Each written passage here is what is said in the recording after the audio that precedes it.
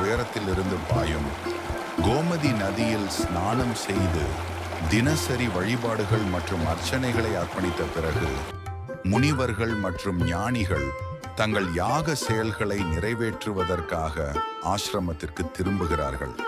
அந்த புனிதமான நிலத்தின் முழுவதும் வேத மந்திரங்களின் இனிமையான ஒலிகள் ஆன்மீக உணர்வை தூண்டுகின்றன.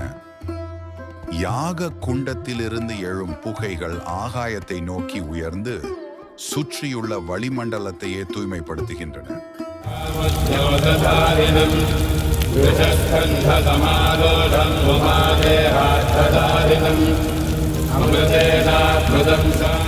மகரிஷி வியாசரின் சீடரான சூதர் முனிவர்கள் நடத்தும் புனித யாகத்தை பார்க்க சொர்க்கத்திலிருந்து இறங்கி வந்தார்.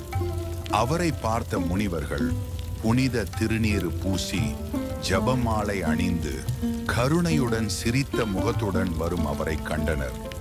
அவர் தனது உதடுகளில் இந்த பிரார்த்தனையுடன் வந்தார்.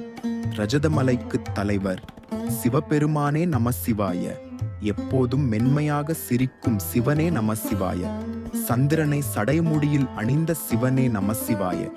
செல்வத்தேவன் குபேரனின் தோழனே நமசிவாய. சூதர் தரையை தொட்டவுடன் முனிவர்கள் அவரை வணங்கி அவருக்கு ஒரு சிறந்த இருக்கை வழங்கினர். அவர்கள் கூறினர், ஓ மகா ஞானியே, உமது வருகை எங்களுக்கு மகிழ்ச்சி அளிக்கிறது. யாகத்தின் போது உமது அருமையான கதைகளை கேட்பது எங்களுக்கு மிகவும் பயனுள்ளதாக இருக்கும். தயவு செய்து எங்கள் மனதையும் ஆன்மாவையும் உயர்த்தும் சிவபெருமானின் கதைகளை எங்களுக்கு சொல்லுங்கள். சூதர் மகிழ்ச்சியுடன் பேசினார். உங்கள் அன்பான வார்த்தைகள் எனக்கு பெருமிதம் அளிக்கின்றன. நீங்கள் அளித்த மரியாதை என் வாழ்வை அர்த்தமுள்ளதாக மாற்றுகிறது. உங்கள் யாகத்தில் பங்கேற்பதன் மூலம் என் வாழ்க்கை புனிதமானது. சிவபெருமானின் கதையை கேட்டால் அனைவருக்கும் முக்தி கிடைக்கும்.